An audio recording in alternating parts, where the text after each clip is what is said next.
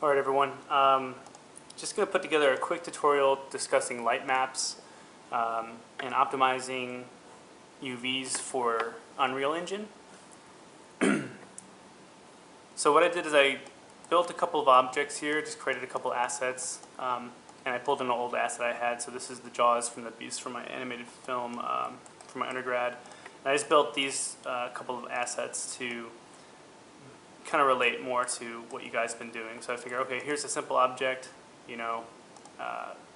54 faces, a barrel. It's a little more complex, and now a much more complex object, and how UV maps are laid out for these texture versus light maps. So rather than going through the process of building out the UVs for this, I'm going to show you the UV setup and link you to a couple of tutorials on how to break this stuff down, because this stuff has been explained pretty well in these tutorials, and rather than just, redesigning the wheel, I'll link you to them. You can check them out, and we'll talk about light map theory and setup.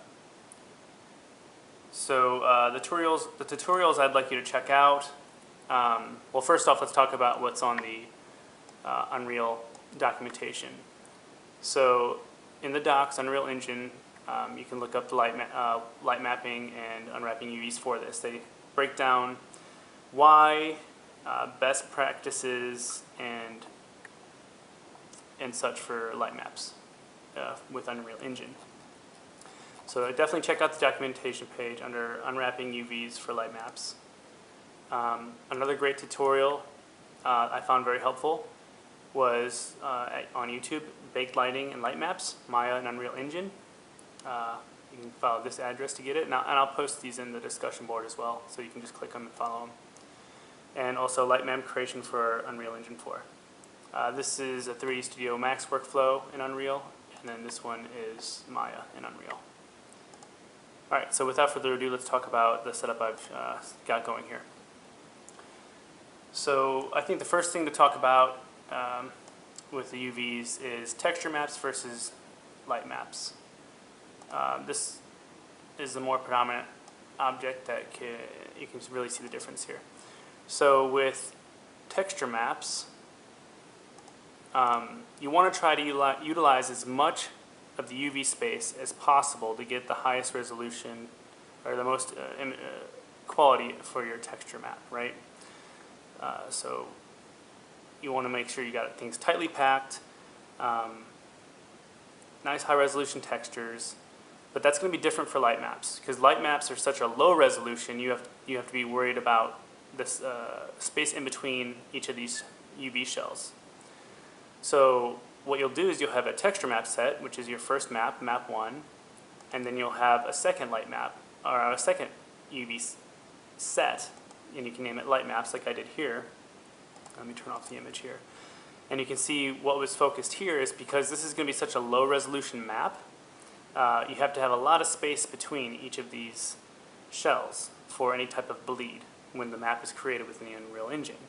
And so what I have here is essentially 4 pixels between each of these maps. And what I did is under View, Grid,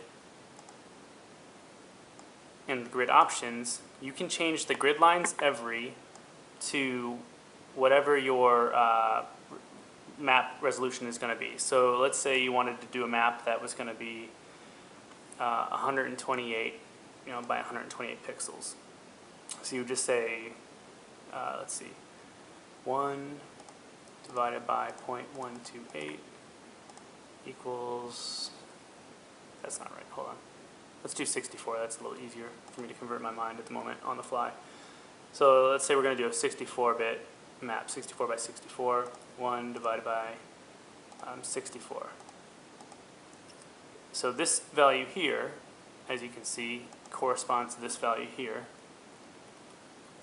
And this gives me every pixel. Each of these squares represent a pixel, so I can see how many pixels are in between each of my shells, and I can see how many pixels I'm getting per shell in terms of texture quality. Alright, so the whole point of that whole spiel was to say light maps are low resolution and they need to be spaced properly. And texture maps your first UV set are going to be high resolution images that can be much closer and tighter packed because they're going to have high pixel resolution in the image.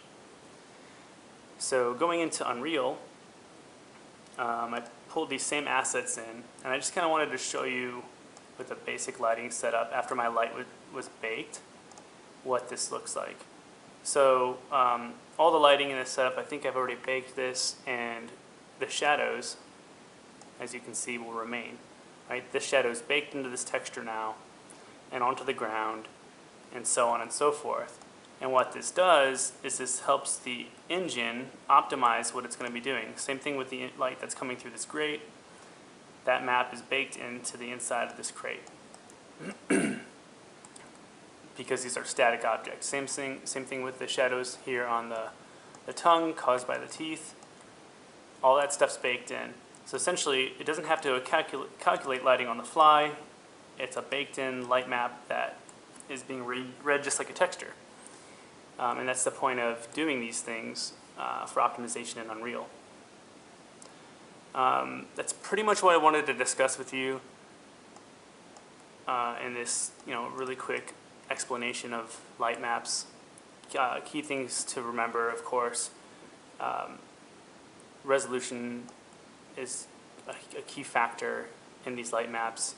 Setting them up, you can follow these tutorials. They're good to follow. I mean, I was going to make one, but again, these are really good. They're well explained, and I think that'd be silly to do. So, and these guys, I think, break it down much better than I could. So I figured I would just link you to these things and just kind of discuss light maps for a moment. And of course, we can open up a Q&A on this kind of thing and discuss them further within the discussion thread that I'll create for this tutorial. All right, that's it. Thanks for listening. See you guys soon. Make sure you participate in the next help session, by the way.